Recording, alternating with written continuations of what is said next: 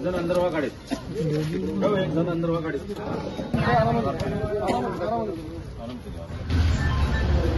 आमचे राष्ट्रवादी काँग्रेसचे तालुका अध्यक्ष मोताळा तालुक्याचे सुनील भाऊ कोल्हे यांच्यावर आज सायंकाळी 4 अज्ञात लोकांनी तोंड बांधून भ्याडपणे हल्ला केलाय।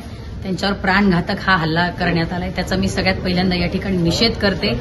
या ठिकाणी जी लोक निवडून आले त्यांना तो विजय सुद्धा पचवता येत नाहीये। खूप अल्पमताने निसटता विजय झालेला आहे आणि तो पचनी पडत नाही। त्यामुळे अशा प्रकारचे भ्याड हल्ले जे लोक महाविकास आघाडीसोबत राहिले, ज्या लोकांनी महाविकास आघाडीचं अतिशय प्राणपणाने काम केलं, त्या लोकांवर अशा प्रकारचे भ्याड हल्ले करण्याचा हा प्रकार सुरू आहे।